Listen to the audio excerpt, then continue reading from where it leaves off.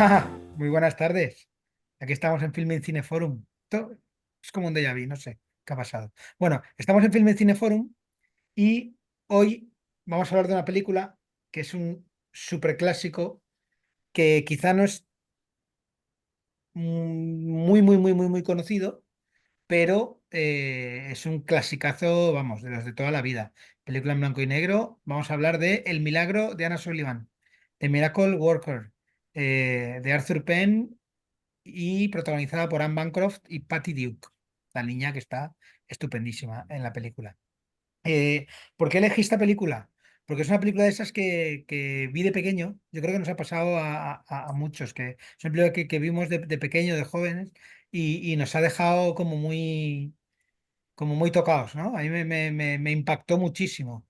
Y sé de gente que lo mismo, que es una película que les ha impactado mucho. Y de hecho la he revisitado y me sigue impactando y vamos, sigue siendo maravillosa. Eh, Vamos a hablar de Anna Sullivan, película conmovedora que narra la lucha de una joven maestra por enseñar a una niña que vive en la oscuridad y el silencio. La película es un testimonio del poder de la perseverancia, la educación y la comunicación. La interpretación de Anne Bancroft como Anne Sullivan y Patty Duke como Helen Keller son fundamentales para el éxito de la película. Ambas ganaron premio Oscar por sus actuaciones. La película está dirigida por Arthur Penn, que dirige con una sensibilidad única y un enfoque casi documental. Su dirección captura la intensidad emocional de la historia y el ambiente claustrofóbico de la vida de Helen. Penn utiliza técnica de cámara y montaje que refuerzan la tensión y la lucha interna de los personajes. Efectivamente, por ejemplo, en las escenas, bueno, son escenas muy largas, sobre todo las escenas por llamarlo así, de lucha entre la maestra y la alumna, y son escenas muy largas donde la cámara se mueve con la escena, se mueve con los personajes, se mueve con ellas. Entonces está también haciendo ese tira y afloja la cámara, está todo el rato moviéndose, hace planos contrapicados y va moviéndose. Por ejemplo, si la niña se mueve hacia la izquierda, no es una cámara fija que te enfoca toda la cámara, toda la habitación, sino que se mueve hacia la izquierda. Si se mueve hacia la derecha, se mueven hacia la derecha. Si bajan al suelo, la cámara baja al suelo. O sea, da un dinamismo brutal. Eh, Esa intensidad emocional y ese ambiente claustrofóbico ya nos lo presenta al principio de la película, el inicio de la película, vamos, ya te dice de qué va la peli, con esas imágenes en sombras de la niña que no se le ve la cara en ningún momento y que aparece su sombra detrás de la sombra de una barandilla que refleja como si fuera una cárcel. Y es esa cárcel de sombras que vive la niña que no puede ni ver ni oír. eh, una niña sordomuda y ciega que vive totalmente en su mundo. De hecho, hay otra imagen empezando la película que es la niña que se acerca a un árbol de Navidad y aparece dentro de la bola de Navidad, dentro de la bola del árbol. Entonces, es como que esa niña vive dentro de esa cúpula y está protegida, porque está protegida por sus padres, pero también campa a sus anchas porque hace lo que quiere. Vive como una pequeña salvaje en este sentido. Eh, bueno, vamos a hablar un poquito de Arthur Penn. Me parece muy interesante hablar del director, que lo conocemos por westerns como El Zurdo, con Paul Newman, pero luego ya se desató con El milagro de Anna Sullivan, con La jauría humana, película fantástica con Marlon Brando, Robert Redford, Angie Dickinson y Jane Fonda y Miriam Hawkins, están todos fantásticos. Luego la hiper maravillosa Bonnie and Clyde, luego la no menos maravillosa Pequeño Gran Hombre con Dustin Hoffman y Faye Dunaway. Luego una película que ya hablamos aquí, La noche se mueve, con Jim Hackman. Y un poquito son esas las más conocidas y los grandes peliculones de Arthur Penn. También comentar de Anne Bancroft, que hizo antes de esta película, hizo Desierto Salvaje, Ansias de Matar, Casta Indomable y ya llegó esta peli,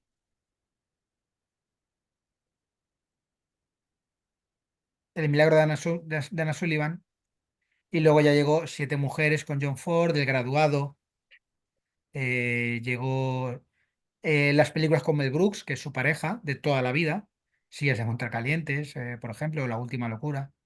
Eh, Estuvo también en Jesús de Nazaret, de Franco Zeffirelli, en El hombre elefante, y también porque es una película producida por Mel Brooks. Entonces, supongo que contarían con ella por lo buena actriz que es y también porque era muy conocida por director, en este caso David Lynch, y por productor. Soy o no soy, también con Mel Brooks, Agnes de Dios, La carta final. Bueno, ha hecho un montón de películas maravillosas Anne Bancroft. De hecho, eh, esta película, digamos que uno de sus aciertos total son los intérpretes. Pienso que están todos maravillosos. Sobre todo las dos protagonistas. Eh, Sigo.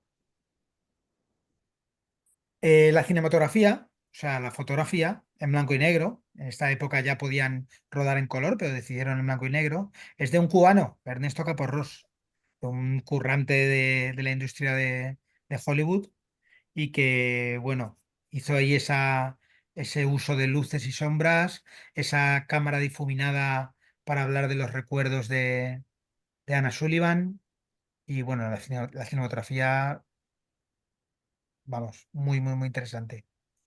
El guion es de William Gibson, que está adaptado de su propia obra de teatro. Vamos, unos diálogos impactantes y lo que no son diálogos. Digamos que el diálogo, entre comillas, que mantienen maestra y alumna es espectacular. Superación personal, comunicación, educación, resiliencia. eh, Todo esto se habla de la película, pero ya no seré yo quien hable de todo esto, sino aquí nuestros amigos, amigas de Film y Cineforum. Así que quien quiera comenzar con la peli, quien quiera comenzar a desgranar esta maravillosa película, que obviamente hay que tener en cuenta, bueno, no lo he dicho, está basada en una historia real. De hecho, hay fotos en internet de Anna Sullivan y Helen Keller. Eh, Anna Sullivan, de hecho, tuvo una relación siempre muy cariñosa con Helen Keller, que la cuidó prácticamente hasta el final de sus días. Eh, y nada, Anna Sullivan intentó hacer una película de su vida, pero no salió bien. Y de hecho, creo recordar que habla un poco de, así de oídas, que incluso se casó con el editor que quiso, que le animó a escribir el libro y todo esto, ya a vender toda esa vida y se casó con él, aunque luego salió mal, bueno, esas cosas. Y nada, dicho todo esto, lo que quería decir, que vamos a ver un método de enseñanza que obviamente estamos hablando de principios del siglo XX. Entonces, hay cosas que obviamente nos resuenan, como las bofetadas. Pero bueno, hablaremos de todo esto. Empezamos con Belén, a ver qué nos cuenta de la peli. Hola, Hola, muy buenas. pues bueno, yo por empezar por algún sitio, yo voy a hablar de también coincido en que es una película que vi, pues eso, de niña, de jovencita niña casi, y que me impresionó muchísimo. Y, em, y bueno, lo que quería decir, la escena que más a mí me impresiona es esa del comedor, Mm, que creo que en esa escena, que es una interpretación muy física, ¿no? Muy corporal, dices cómo actúa esa niña como si fuera un animal salvaje, cómo la persigue físicamente y, y bueno, la fuerza que tiene todas esas imágenes. A mí me lleva a la idea de que es una especie de doma, pero detrás de esa doma lo que persigue esta profesora es la emancipación de la niña. Es decir, que hay un momento, luego es que hay como muchos temas que se me mezclan, ¿no? Cómo esa doma en realidad ella no pretende domarla, sino que sin unos mínimos límites la educación es imposible. Entonces ella sabe que o limita en algún sitio para poder establecer ese contacto. Y es muy curiosa en esa escena, o sea, todo ese caos en el que al final dice, ella dice, ha doblado su servilleta, es decir, eh, ha seguido una regla. Entonces, como para emanciparse, que en realidad para poder ser libre, eh, hay que mantener unos límites. Lo digo también en relación a las personas, a los que ahora dicen muchas veces que cualquier límite ya no es libertad. Esa es más bien al revés. La libertad crece cuando se establecen límites. De hecho, el mimo en el que tiene la familia a la niña no la está independizando, sino que la está dejando en un lugar en el que está sometida por sus propias, por no aceptar las reglas de lo humano, digamos. De ahí viene la imagen esa de la bola de cristal, de que ella está metida en esa bola de Navidad de cristal, que es ese mimo y a la vez esa libertad, entre comillas, que le da la familia. Porque realmente ahí Sí, ella se siente sí. segura, pero no va a poder salir de ahí. Pero fíjate, hay una cosa que he visto en la película que yo no vi en su momento, desde luego, pero es que la había visto hace un par de años o tres y tampoco lo había visto. Y es decir, a esa niña le permiten hacer todo eso, aparte porque no quieren limitarla, pero es que esta película es una película sureña. Es decir, que hay esclavos negros, que luego, si queréis, hablamos del tema de las películas de esta época, ¿no? En la que cómo representa Hollywood la esclavitud. Y a esta niña se le deja hacer también todo eso porque es una niña rica, es una niña que tiene la hacienda, ¿no? Entonces, si fuera a los esclavos no les permiten, no les pasan ni una. Les hablan mal, los insultan, salen como tontos también, ¿no?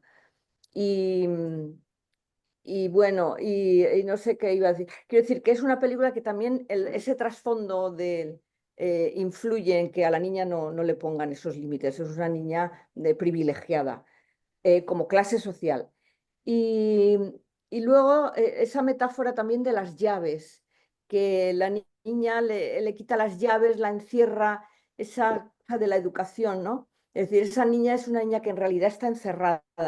La educación es lo que va a intentar, o lo que yo pienso que es una metáfora. La maestra va a ser esa llave también que pueda abrirla y la saque del encierro en el que familiarmente está metida.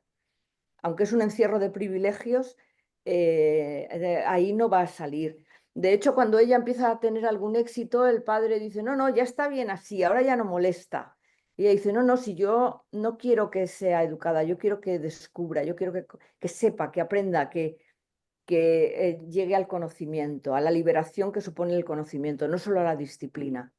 Por eso pienso que la apuesta educativa es muy interesante, porque a veces se confunde educación con doma y educación es descubrimiento, es que la persona sea capaz de comprender y por lo tanto de, de conectar, ¿no? Con el mundo y con lo que tenemos de humanos. Y bueno, no sé. Luego de eso de los negros y del racismo, si queréis hablamos luego. Sí. Es películas en las que no se nota, pero que estaban sé que pusiste una cosa sobre lo que el viento se llevó, esa nota que ponen ahora al principio del racismo. Hola, si quisiera hablar con Manuel. Luego lo Ay, un hablamos. momentín, que se nos ha colado aquí Auro hablando. Perdona, Belén. Estamos hablando de lo que el viento se llevó. Sí, quiero decir que en esta película eh, hay ese ambiente ese racismo, ¿no? De cómo están los negros en la película. La escena con el niño, es decir, que la llevan a una cabaña ella tiene que intentar poderla limitar fuera de los privilegios y de la protección familiar y se lleva a un niño negro que es más pequeño que ella y Y el que niño está está para currar ahí, aterrorizado, claro. porque, bueno, pues es una niña que hace... tiene que darle miedo, físicamente es más pequeño. Entonces, bueno, pero eso ahí no, a ese no hay que educarle, ese no hay problema. Y bueno, el racismo de la película, también hay clasismo, es decir, que el trato a la profesora es una criada, la profesora está tratada, ¿cómo permites? Le dice la abuela, de cómo permites que te hable así, cómo va a dar ella las órdenes.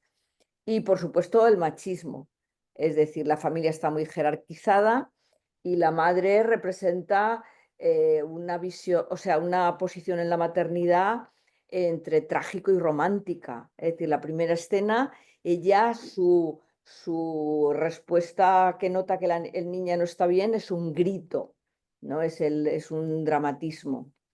Y, y bueno, quiero decir que es una película que es eso que notamos en las películas que decimos que de repente nos damos cuenta ahora de cosas que antes no nos dábamos, ¿no? Como es Ujú. eso que te digo del racismo, pues eso es una familia muy patriarcal, muy Sí, jerarquizada. de hecho la madre le llama capitán al Claro. marido. Es decir, que ahora son cosas que a veces te hacen ver una película anticuada, pero es porque tiene esos sesgos, pienso yo. Ujú. Muy Y bien, bueno, ya está. muy bien. Pues muchas gracias, Belén. Luego seguimos hablando de todo eso. Auro, cuéntanos. Date que te he tenido que quitar el volumen. Sí, disculpad que me Nada. apareció ahí una persona preguntando una cosita. Eh, a ver, yo vi la película hace tiempo, sí me había impresionado, y ahora pues la revisité bueno, ya con un poco de ojo crítico, ¿no? Y claro, pues diréis, oye, una película oscarizada, no sé qué, tal y cual, pero para mí el guión no es del todo creíble. Aún contextualizando, por supuesto, ¿no? Porque creo que delante del padre, tal como era el capitán, tal como era la sociedad, eh, que la profesora actuase delante de ellos de la forma tan violenta que, bueno, seguramente eh, el efecto sí que era el educar en el esfuerzo, el no permitir, el que los padres no fueran condescendientes, habla de la condescendencia. Yo creo que, bueno, ahí realza mucho la filosofía de la educadora y la constancia, pero no en la forma. Yo la forma la vi, pues eso, poco creíble. Y bueno, la verdad es que me llevó a leer un poquito sobre Helen Keller, sobre la realidad. Ya sé que la película es el centro, ¿no? Pero bueno, así como homenaje, pues es que me quedo más con lo que me llevó a ver de lo que pasó con esta, bueno, con la alumna y con la profesora. Helen Keller se quedó sorda y ciega a los 19 meses. Y dice que llegó a desarrollarse cultural y humanamente porque tenía muchísimas dotes. Entonces iba a ser una escritora y conferenciante pública, que iba con Anne Sullivan, era su intérprete. Anne Sullivan, aparte de otros métodos, recopilaba cantidad de información y lo plasmaba en libros bueno, con el lenguaje de Braille, ¿no? Quiero decir que la película no se fija en todo eso y se queda un poco escasa. No se trata de un biopic, pero como tal a mí me quedó trasnochada. Sé que se desarrolla a principios del siglo XIX, pues todo lo que quieras. Pero la vi como que se había quedado. Y bueno, pues no sé, decir que Helen se graduó con honores en el 1904, que la anoté por aquí, y recibió títulos de cantidad de universidades. tenía gran poder de concentración, tenía una memoria prodigiosa, unos recursos naturales estupendos y llegó a colaborar en la creación de la Fundación Americana para los Ciegos. Entonces, bueno, repito un poco, la película no se centra en eso, pero creo que se quedó escasa en la forma eh, de cómo dominar a esa niña. Y me pareció incluso un poco ridículo el final, la verdad.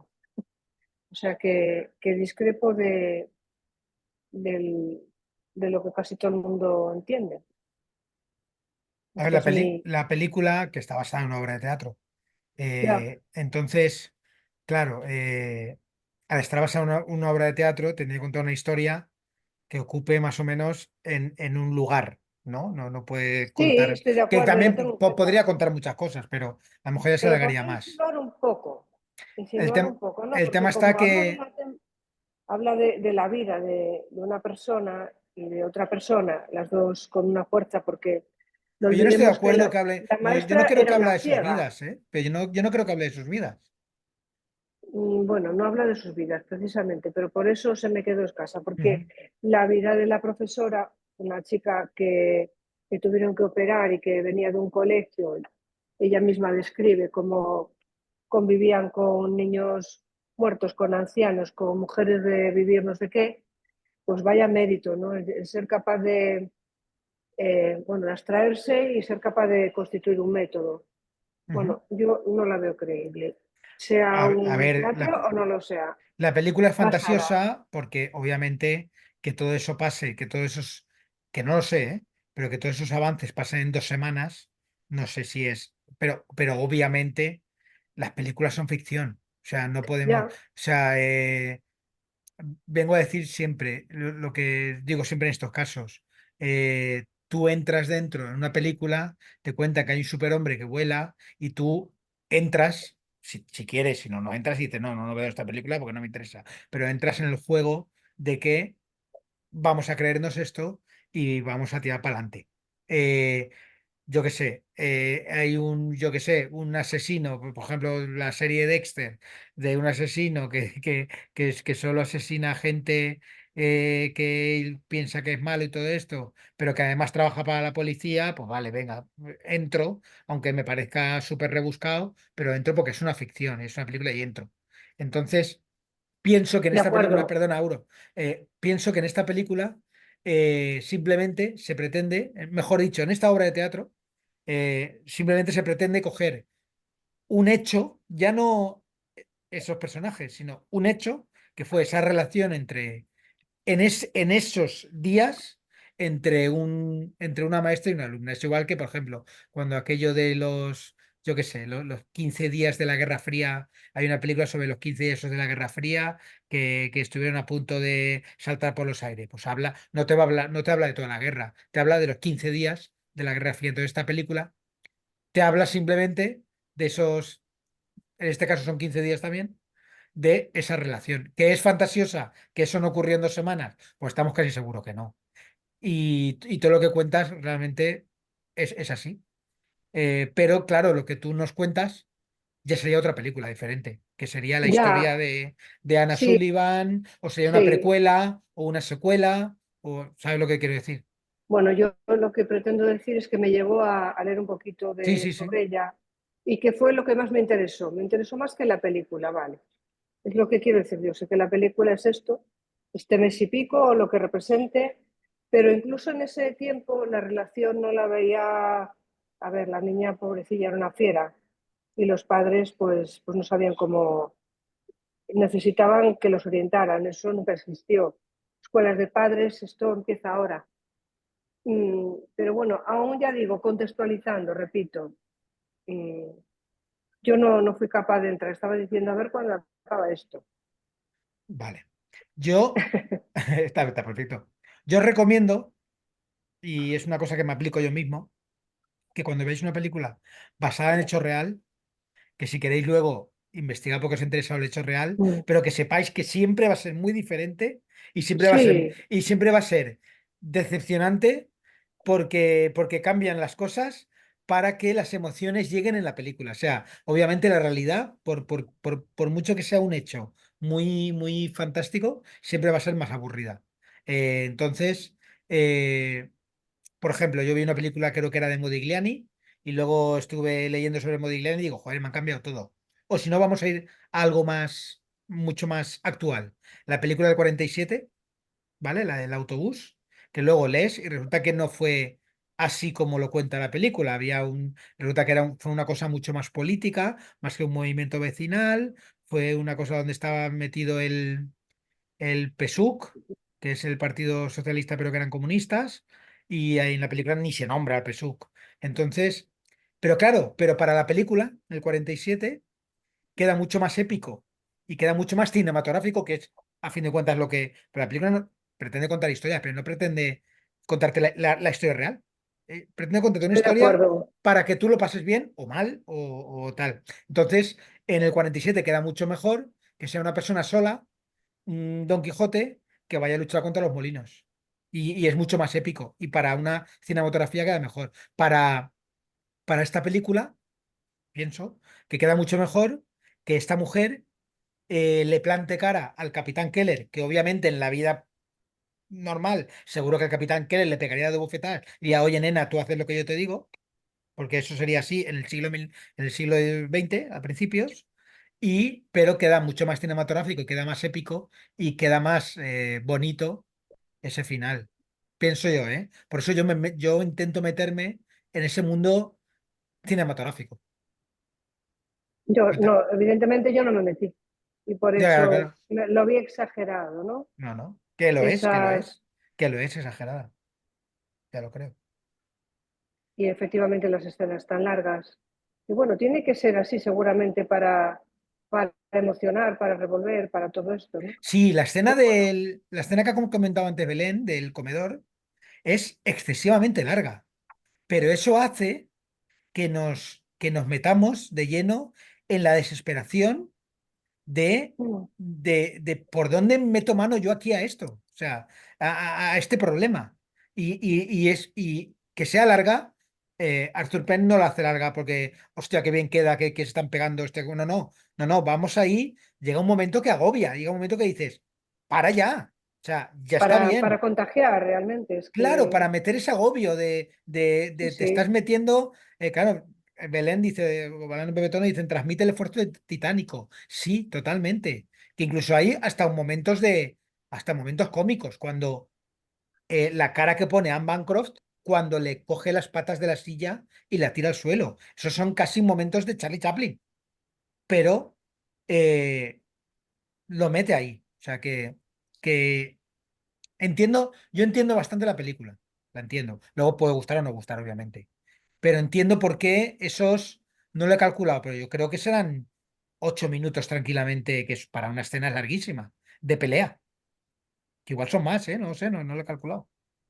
Pero es eso. bueno, yo aún comprendiendo que el efecto es eso, o que todos nos pongamos en la piel o que entendamos el esfuerzo de la profesora y de cada uno de los intérpretes, ¿no? De la familia. Pero bueno, me pillo así. Sí, sí, está perfecto. Sí. Esto es la magia del cine. Pues muchísimas gracias, Auro. No a vosotros. Vamos a seguir. Vamos con Sol y Ramón. Hola, ¿qué hay? Hola, Ramón. Bueno, yo lo que voy a decir unas pinceladas. Lo que a mí me ha parecido más importante de la película y que gracias a esta importancia que tiene lo que voy a comentar es a lo que llegó tanto la profesora como, o sea, Helen Keller como Anna Sullivan, llegaron a ser lo que fueron, dos grandes amigas y que Helen Keller fue una gran activista política que escribió muchísimos libros, que dio muchas conferencias, y todo eso fue gracias al el esfuerzo titánico que hizo esta profesora con la cría esta. Sobre todo ese esfuerzo para implicarse en el lenguaje. Porque me parece que la película lo más importante es el lenguaje. El lenguaje que la profesora intenta que la niña entienda, no que sepa que esto es agua o que esto es un lápiz, o yo sé, lo que entienda por qué es agua y por qué es un lápiz. Y eso es lo que ella, al final, ese entendimiento de las palabras, de lo que significa un árbol, de lo que significa todas estas cosas, al final casi lanza un grito de alegría cuando ve el agua y dice, wow. O sea, es como diciendo, ya sé, ya he entendido esto. Y entonces, claro, solamente la película llega hasta ahí, no sigue. Y efectivamente hay escenas, pues como hizo ahora, muy largas o muy extrañas, y como tú dices, Emilio, a veces cómicas. Tan cómicas a veces que a mí, yo se lo comentaba con Sol, que había escenas que me recordaba al Exorcista. O sea, ya como algo diciendo, coño, esta niña parece que la tienen que exorcizar porque es que parece que está poseída por el diablo. No, no, es una chica que es una mimada y una niña que está enclaustrada, muy consentida y enclaustrada en una jaula de cristal. Y que bueno, ella vive como vive y entonces hay que educarla y educarla pues hay que poner reglas y las reglas hay que estar porque en el mundo no se vive sin reglas. Aunque tú creas que vives en libertad, no vives en libertad, vives con reglas. Ujú, Nada más. totalmente. Muy bien. Sol, ¿quieres comentar algo ya que estás en... No, luego en todo caso. Luego, vale. Gracias. Nada, pues seguimos, vamos con Rosa. ¿Hay que nos cuenta Rosa? Hola, buenas tardes. Hola, muy buenas. Bueno, me disculpo porque hoy no tengo vídeo. Así, Bueno, como la niña protagonista. sí, soy una pantalla negra. Muy bien. Bueno, yo soy de las poquísimas personas, al parecer, que nunca vio esta película. Entonces no me afectó cuando era pequeña ni eso, ¿no? Y de hecho, como dije yo en el post, bueno, no la quería ver por no sufrir, no me gusta sufrir. Pero bueno, me animé, claro. Y la verdad es que ha sido un descubrimiento. Bueno, como casi todas estas pelis que no veo, pero que luego Perdona, Rosa, una cosa. Siempre te pasa lo mismo. Siempre dices que vas a sufrir con las películas y luego no sufres. no. Ya te ha pasado con varias películas, ¿eh? Claro, todo depende de la expectativa. Como la expectativa Exacto. mía es que hoy, cómo voy a sufrir, pues luego resulta que no hay para tanto, ¿no? Entonces, ¿Verdad? sí, sí, eso sí. Entonces, bueno, a mí me pasó un poco como lo que comentaba Auro, que digo, bueno, a ver, esto yo no me lo acabo de creer, pero esto cómo es, esto no sé qué. Con lo cual, para eso sirve también, ¿no? Que ya sabéis que me pasa con otras pelis, que me he puesto a investigar y a investigar la historia, como es una historia real, bla, bla, bla, ¿no? Que de hecho esta película es impresionante, claro, yo la vi sin mirar nada, ¿no? O sea, ¡boom! Y entonces es impresionante la historia, es impresionante cómo trabajan las dos protagonistas, pero que me quedé impresionadísima. Entonces, luego leyendo, pues sí, ya lo habéis comentado, ¿no? Que eso fue un guión, ¿no? Pero de una obra de teatro. Y la obra de teatro estuvo 2 años en Broadway con estas mismas dos actrices, ¿no? Entonces, cuando quisieron hacer la película, al parecer, esto es un cotilleo, ¿eh? Pero al parecer Anna Sullivan tenía que interpretarla Elizabeth Taylor. Pero el director dijo que no, no, no, no, que tenía que ser Anne Bancroft, ¿no? Y la niña también pasó parecido, parece que tenía que ser de 7 años, como tenía 16, pues no querían que fuera esta actriz, pero el director se empeñó en eso y al final pues fue todo un acierto, ¿no? Entonces cuando yo vi toda la historia y tal, y empecé ¿cómo se decía?, a trastear y a tal y no sé qué, pues me encontré como, bueno, miré la historia de Helen Keller, miré la historia de Anna Sullivan, miré también, que me impresionó mucho la de la actriz, la jovencita que ganó el Oscar. Parece ser que era el Oscar a una actriz la más joven en su momento, ¿no? Luego ya vino otra que fue Tatum O'Neal, pero esta fue la más jovencita que le dieron un Oscar en esos años, ¿no? Y entonces fui a ver también porque esa actriz no me sonaba de mucho y a ver qué fue de ella, ¿no? Y entonces me encontré, ¿por qué os cuento todo esto? Porque me encontré como 3 historias de infancias desgraciadas, ¿no? Las 3 historias de infancias desgraciadas. Entonces, Helen Keller, bueno, fue la primera, ya lo habéis dicho, desde los 7 años hasta que murió Anna Sullivan, estuvo con Anna Sullivan, estuvieron las dos, ¿no? Llegó a escribir libros y a hablar. Yo me chocó, pues, ¿cómo que habló, no? Pues parece ser que poniendo la mano aquí en la garganta y tal, y viendo cómo sonaban los mismos símbolos, cómo sonaban aquí en la garganta, ¿no? Y habló y dio conferencias y tal hablando, ¿eh? Y varios idiomas, además. En braille, claro, y que escribió libros, etcétera, etcétera. Y como me chocaba tanto lo de cómo aprendió de rápido, eso que decía Auro, pero eso no puede ser, porque en 2 semanas y tal, pero cuando me lo leí detenidamente y parece ser que entre que empezó Anna Sullivan a que ella, parece ser que sí que fue como una epifanía cuando digamos, con el lenguaje de signos de agua y con la fuente del agua, se dio cuenta que eso era el agua, ¿no? Que eso fue como el comienzo de todo. Pues no sé, 2 semanas no, pero 1 mes y medio o 2 fueron, no fue más, ¿eh? Entonces a mí eso me chocó mucho, pero fui y lo comprobé, ¿no? Anna Sullivan también me chocaba mucho que fue ciega, pero la operaron en esos años. Que vamos, que no es que la cirugía estuviera muy adelantada, la cirugía oftalmológica. Parece ser que Anna Sullivan lo que tuvo fue una ceguera por tracoma, que era la primera causa de ceguera en esos años y hasta que no llegaron los antibióticos, porque eso es infeccioso, ¿vale? Y hoy en día pues quedan en África y sobre todo en Etiopía pues reductos de tracoma todavía, ¿no? Y bueno, parece ser que sí, o sea que sí, según qué complicación, no me voy a alargar en eso, sí se podía operar, ¿no? Pero o sea que en realidad no es que le curaran el tracoma porque no había antibióticos para eso, pero realmente las secuelas que tiene el tracoma dentro del ojo, pues operando con 9 operaciones, pues se las pudieron, digamos, como mejorar, ¿no? Pero que realmente ella estuvo en un orfanato, medio ciega y tal, y realmente ella creó un método propio, ¿no? Un método propio para todo lo que hemos visto en la película, ¿no? Y la tercera persona que me miré es Patty Duke, ¿no? Patty Duke, perdón, que es la niña, ¿no? La actriz. Y entonces, bueno, es una historia muy desgraciada. Esta niña se llamaba Anna, como Anna Sullivan, y le cambiaron el nombre. Entonces tuvo una infancia, voy muy rápida, ¿eh? Una infancia de abusos, justo en esa época que lo vemos que le dan el Oscar y que hace esta película, de abusos porque ella del orfanato, o lo del orfanato, se la llevaron a un matrimonio que, bueno, digamos, le quitaron todo el dinero y además abusaron mucho de ella a todos los niveles, ¿no?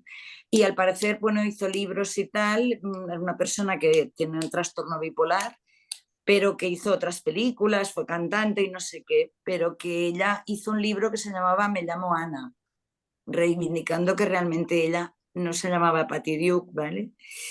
Y eso os quería contar, porque me ha chocado todas estas cosas que os explico, quizá un poco apelotonadas, ¿no?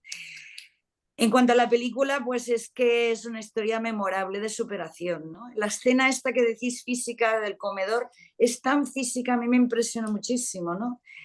Y luego he sabido que se pusieron rellenos para no hacerse daño y que estuvieron 5 días para rodar esa escena. O sea, una escena muy épica, ¿no? Quería notar también que el símbolo de la servilleta, ¿no? Que Emilio también la ha puesto ahí en un post. La servilleta, que ella doblara la servilleta es un símbolo del logro. Si os fijáis, la madre lo repite varias veces, ¿no? ¡Ostras! Ha doblado la servilleta y tal. En el momento en que ella hace un símbolo de resistencia y provocación, que es que en esa comida ya que se sienta a comer y tal, ¿qué hace ella? Tira la servilleta al suelo. O sea, es como en el momento que dice, bueno, pues yo ahora os voy a provocar porque yo no pienso seguir por este camino, utiliza también la servilleta, ¿no? Y no me ha gustado mucho la manera que reflejan al padre. Tampoco me ha gustado esto de que parece que todo el mundo cambia de parecer súper rápidamente. Entiendo que eso es lo que decía Emilio también con Auro, que bueno, tiene que ser película, ¿no? Esto. Y el hermano este, que la verdad el hermano no sé qué pinta ahí, para mí es totalmente prescindible, ¿no? Ese personaje. Y una última cosa que quería hacer notar es que, no lo explicaré quizá bien, pero hay bastantes, no sé, bastantes corrientes de pensamiento que dicen que las cosas existen, incluso mitología, ¿eh? Que las cosas solo existen cuando tienen un nombre, ¿no? Y en realidad, al enseñarme el nombre de las cosas, para esta niña se le llena el mundo, porque ya tenemos el lenguaje de signos, sabe que eso corresponde a un objeto y se le llena de objetos. Y eso me parece muy interesante, ¿no? Darle nombre a las cosas para que existan, ¿no? Y bueno, no sé, he ido un poco en plan ametralladora, pero es lo que quería explicar. Muy bien, pues muchas gracias. Vamos con Mariela. Hola, ¿cómo Hola, muy están? buenas. Bienvenida. Pude engancharme al final. Muy bien. No, yo al principio venía un poco en la idea de Auro, pero con el contexto del comentario previo de Emilio, entendiendo que la película, el objetivo de la película era focalizarse en ese periodo, este, sobre eso, entonces vamos a hablar. Yo creo que lo que es importante también que muestra es el tema de el vínculo entre la posibilidad de aprender y las expectativas que tienen los padres, el padre y la madre que son diferentes y a su vez la expectativa de la docente, ¿no? Eso está de alguna manera reproduciendo lo que significa en la sociedad las personas que tienen algún tipo de capacidad que no llega a los niveles, ¿sí? De lo que se considera normal, o sea, todo el cuestionamiento de lo que significa la normalidad, que en estos tiempos ya está mucho más cuestionado, digamos, el concepto de normalidad ya no se utiliza porque justamente con qué criterio se fija la normalidad. En este caso es un caso extremo porque tiene una discapacidad doble, ¿no? O sea, no puede oír y no puede ver. Este, pero, pero me parece que hay que rescatar el tema de la expectativa, ¿no? O sea, si esa niña hubiera estado solo en manos del padre, lo único que necesita, lo que el padre y la sociedad muchas veces plantea, yo como docente lo he escuchado incluso a nivel de otros docentes cuando categorizan a los estudiantes diciendo, este estudiante tiene un techo, ¿sí? Este, que es una cuestión muy castradora. Tú decir que una persona, que un niño o un adolescente incluso tiene un techo, ¿sí? En realidad, la visión que me parece que es mejor pensar es los niños, hay niños que parten de pisos más bajos que otros, pero no existen techos, porque en este caso, ¿sí? Que es una historia real, está mostrando que el techo que le había puesto el padre, que de alguna manera permite que venga una educadora para que la adiestre, y toda la película en realidad también se centra en el adiestramiento, ¿sí? de la niña, con diferentes perspectivas y con diferentes expectativas. El padre de que no grite y que no patalee y que no golpee. La madre con más expectativas, pensando que puede llegar a algo más, ¿sí? Y es la que habilita muchas veces a la maestra. La maestra, a su vez, es interesante también porque la maestra también tiene una discapacidad menor, pero eso también está estudiado, que muchas veces, ¿sí? Es más fácil aprender con alguien que no es tan capaz, o en este caso, de alguien que como sufre la misma discapacidad en relación a la ceguera, por lo menos, la va a poder entender y es capaz de traccionarla hacia sí para poder aprender. Eh, con respecto a los tiempos, no siempre el aprendizaje es algo gradual. El aprendizaje se puede dar a saltos. Se puede dar a saltos por situaciones o contextos que generen, ¿sí? sobre todo en la niña, podríamos empezar a discutir si ese adiestramiento a los golpes, pensarlo en el siglo XXI, en el siglo XXI ya es como impensable, pero esto está contextualizado en finales del siglo XIX. Por eso los padres lo aceptan, porque la educación a golpes era una cuestión que estaba muy internalizada en todas las capas sociales. Y en realidad el papel del hermano ahí, cuando lo estaban cuestionando, el hermano es el único que entiende que el tema de los límites es lo más importante, como hoy hablaba Belén, creo, que lo planteaba, que es el tema de los límites y el aprendizaje necesita ciertos formatos, ciertos contextos, ciertos límites y reglas que hay que aceptar. Y que el hermano, que parecía el tarambana, en realidad lo tenía medianamente claro. No sé si lo tenía claro por el aprendizaje o tenía claro que la niña estaba muy mal educada y que por esa vía no iban a poder lograr nada. Yo lo que realmente para hacer el cierre es como algo que también está muy cuestionado de una persona. En nuestro sistema educativo, donde el lenguaje es lo básico, si el lenguaje escrito y oral, y digo todo lo visual y lo auditivo, cómo alguien puede aprender y llegar a la vida académica que tuvo, que eso es lo que de alguna manera a mí me faltaba en la película. Pero bueno, el objetivo de la película era sacar a esa niña de ese ostracismo y llevarla a una situación de poder aprender. Y siempre me queda la duda, ¿no?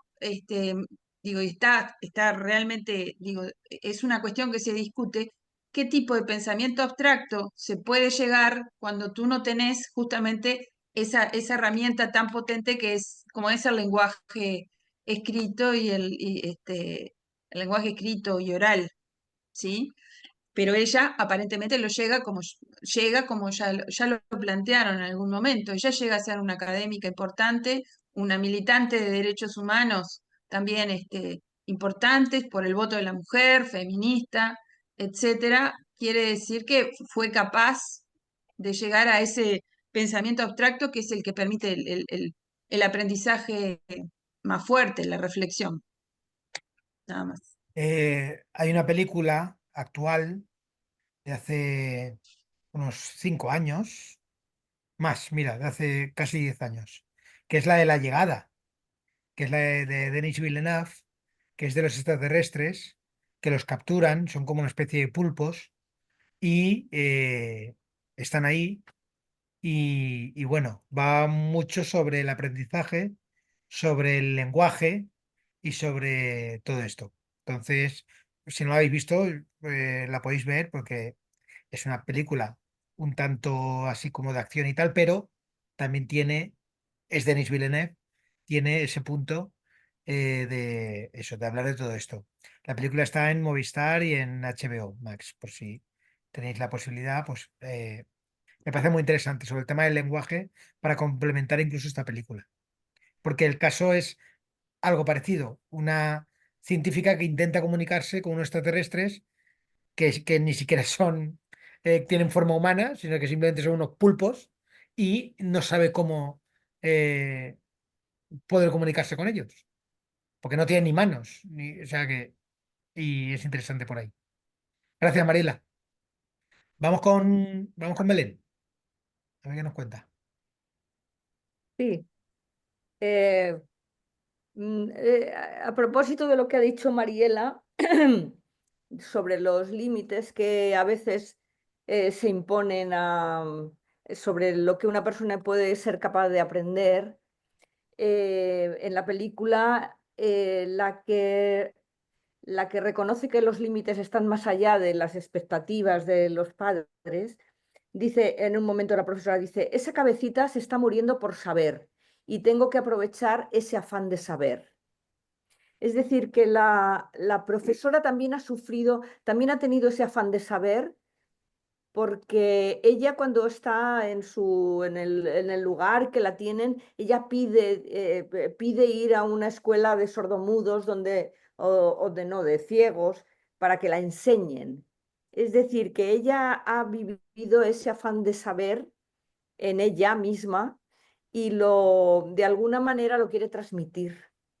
Em, Quiero decir que yo pienso que la profesora ha sentido cómo ese afán de saber a ella la ha sacado de donde estaba, bueno, de esa infancia tan terrorífica y, y lo identifica. Es decir, que esta niña tiene otro tipo de encierro y ella dice, yo noto que ella quiere salir de su cárcel de la ceguera, de su cárcel de esto. Y luego después dice, les recuerda a los padres, dice, la obediencia sin comprensión también es una forma de ceguera. Em, es decir, que además ella para mí está haciendo un experimento científico. Hay un momento en el que la profesora dice, es que alguien me tendría que enseñar qué tengo que hacer.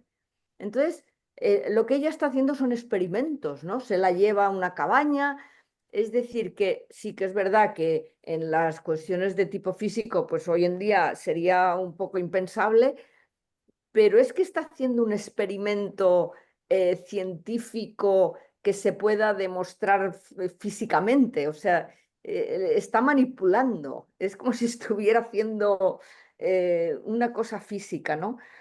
Y, y luego esta relación o sea, cuando Helen descubre esa conexión entre los objetos y los signos, decíamos, bueno, ¿y cómo es capaz de conceptualizar si cuando conceptualizamos es a través de la palabra? Pero es que a lo mejor es el signo. Es decir, a ella todo el tiempo le está enseñando físicamente los signos, los signos. O sea que es la cuestión de la señal, y la señal es la comunicación. Entonces, yo pienso que cuando se abre es decir, cuando el poder de los signos, es que las palabras son signos también. Entonces, cuando le está enseñando signos, en realidad le está enseñando palabras, o por lo menos es el primer paso. Ujú. Y bueno, yo esa epifanía, ¿no? Ese caerse del caballo de la niña, yo lo he visto todo el tiempo como un gran experimento, un experimento científico en el que está trabajando esta mujer y le sale bien. Y luego lo que habláis de la continuación de sus vidas, yo pienso que es como esa continuación de ese gran descubrimiento. Es como si hubieran hecho entre las dos una grandísima investigación. Ujú. Y aquí nos enseñan el momento donde eso, o sea, cómo se prende ese fuego. A mí la película sí que noto, bueno, pues la cuestión del paso del tiempo, ¿no? Pero a mí me sigue gustando, el tema me impresiona mucho. Em, y bueno, y luego, pues bueno, tiene todas esas cosas pues eso, de esa sociedad sureña y también cómo el cine de Hollywood enseñaba ese tipo de sociedad, ¿no? De cómo Hombre, las mujeres la mostraban la dulcificaba, ¿no? esclavitud. La edulcoraba mucho, Claro, la esclavitud está edulcorada. porque parecía que los esclavos eran como miembros de la familia Sí, y y nada que ver. además un poco tontos. El padre es el que tiene que ir, el coronel ese o el capitán tiene que subir a la escalera y luego la baja a hombros y dice, ya, si yo puedo hacerlo. Entonces esa es una visión, pues eso, edulcorada esa y también, bueno, edulcorada de los caballeros, ¿no? Que los presenta como, como algo muy importante cuando los ves bastante torpes. Y bueno, pues nada, eso. Sí, pero ir esta película tampoco al padre no lo deja en muy buen lugar. No, sí, sí. O sea, Bueno, no entiende nada, ¿no? como que, pero la película lo muestra. Sí, pero Que sí, realmente el padre lo único no, que quiere es que la niña no moleste. sí, Ya fíjate está, que y simplemente. la profesora está haciendo una investigación y la madre participa. ¿no? Porque le Sí. dice, le da libros a leer, es decir, que la madre quiere Intenta saber, aprender el intenta lenguaje, aprender. Lo que pasa es que luego siempre se tiene que poner por debajo de la última palabra, pero bueno, le convencen. pero claro, pero la última palabra siempre es de la madre, porque, porque el padre, digamos que hay un momento que la quiere echar a la institutriz, y la Sí, madre como que en su rol de víctima y en su rol de tal, pero es la madre la que al final consigue que la institutriz, la mm, maestra, siga adelante. O sea que ahí sí, pero no, porque ya te digo, creo que las decisiones al final las toma la madre. sí. Yo creo que la Da la madre también sensación, ¿eh? se deja impresionar más por la profesora. El marido no, pero O está la más madre abierta está más abierta, sí. y también a lo mejor más desesperada a que la hija aprenda. Porque ya te digo, yo creo que el papel del padre simplemente es estar tranquilo y que la hija no moleste. Y en cambio la madre sí que parece que quiere sacar esa niña adelante. Ujú. Y el papel del hermano, yo lo veo como una especie de observador de la ONU. Lo veo como alguien imparcial, Mira, yo porque, no. perdona, déjame acabar con Sí, esto. perdón, perdón. Imparcial porque al principio dice, pues es que ni siquiera es mi hermana, es mi medio hermana. O sea, como que le da un poco igual, pero sí que está como a favor de la justicia de, no, no, si es que tiene razón uno o tiene razón, va dando la razón a unos y a otros. O sea, que lo veo como un poco más imparcial en ese sentido. No estoy muy segura, pero hay un momento en que en la escena esa del comedor, ellos están hablando de la guerra y Sí, me da la sensación, ahora no tendría que volverlo a mirar, pero me da la sensación de que padre e hijo no tienen posiciones parecidas. no, no, no las tienen. Con De lo hecho, cual están discutiendo. pienso que el padre es más sureño o sudista que el hijo. Pienso, pero bueno, tendría que volverlo a ver. O que Quiero decir, simplemente el hijo está más evolucionado en los tiempos que el padre. sí, como que representa un punto de modernidad Exacto. en relación al padre. Ujú. También siente curiosidad por lo que hace la profesora, va allí a Claro, mirar. sí. Algo le interesa, al padre pues, no le interesa nada. No, simplemente eso, estar tranquilo y que no molesten. Vamos con Sol y Ramón.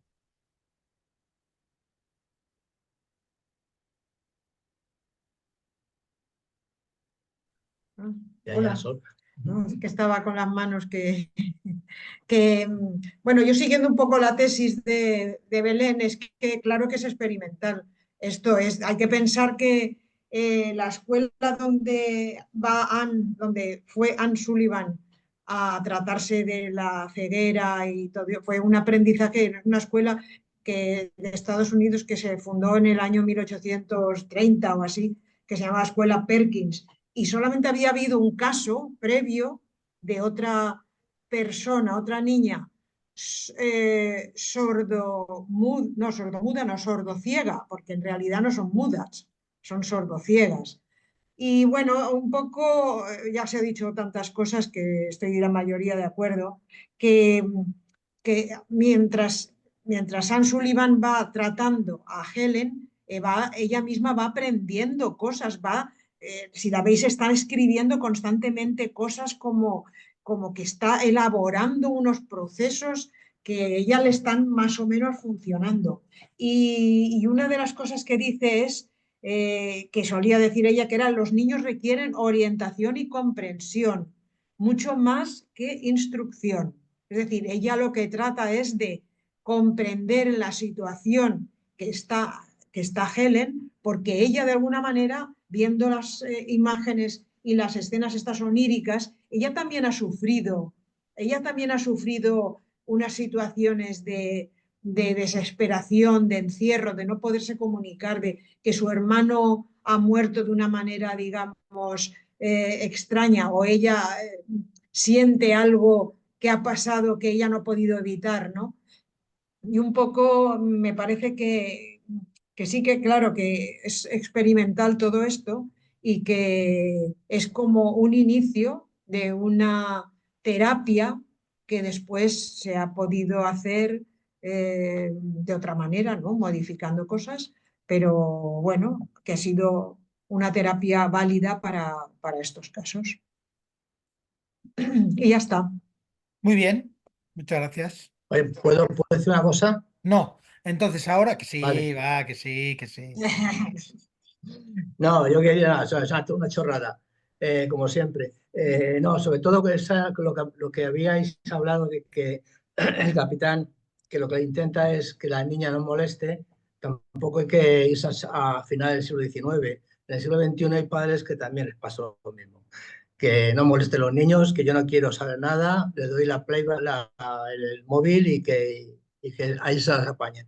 Eso es Y verdad, luego también, eso y pasa luego en todos los también, restaurantes, que claro, vas por ahí mirando, están todos los niños con el móvil para que no molesten. para que no molesten. Luego, también, una cosa también sobre el hermano, que, que yo entiendo que habéis dicho sobre que es como un pequeño como el observador y que no tiene nada que ver con el padre.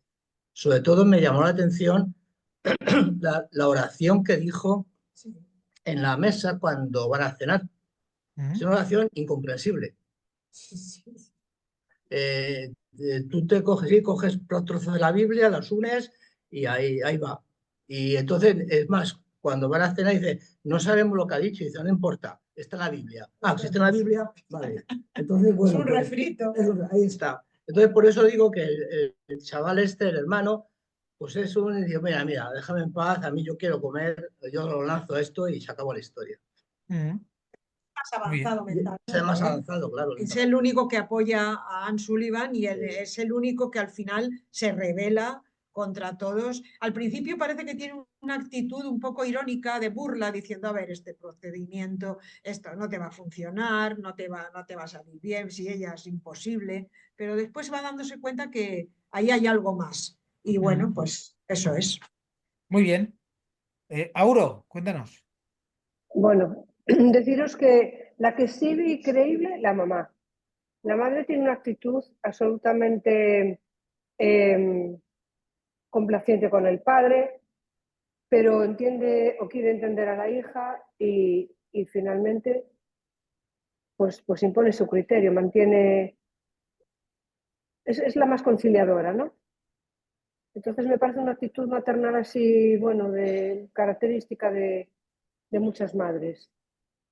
Entonces ese personaje sí me lo he creído, porque hasta el médico al principio vivirá, son sus primeras, es su palabra. Que siga rompiendo barrotes, o sea, anunciar una niña con una energía y así lo manifiesta, ¿no? Que realmente, bueno, era medio salvaje, Pero parece en la película fíjate, desde el principio. fíjate qué poderosa es esa frase. Sí, sí, Porque dice, ahora vamos a ver la metáfora de su cárcel interior de la niña. Entonces, dice, es tan fuerte que romperá los barrotes. Y el sí, padre dice, pondremos barrotes más sí, fuertes. ¡Pam! Te está sí. dando lo que va a pasar en la película. Las primeras pinceladas ya indican lo que viene, sí, O sea así que, es. muy bien. Muchas gracias, Auro. Nada. Bueno, pues no sé si alguien más quiere comentar algo más de la película, quiere comentar algo de barrotes, quiere comentar algo de... ¿No? Pues nada, lo vamos a dejar aquí. Seguiremos aquí un poquito de charlita. Y bueno, dentro de 2 semanas tenemos un cortometraje, el primer cortometraje que se hace en Cineforum, que será La Espera, de nuestro amigo Eric Grifón Duvelé. Y vendrá él a hablarnos del cortometraje, cómo lo rodó, por qué, pues todas estas cosas. Y nada, y más adelante, pues más cine, más, más charla, más debate y a seguir disfrutando con nuestra pasión. Bueno, muchas gracias a todos y hasta la próxima.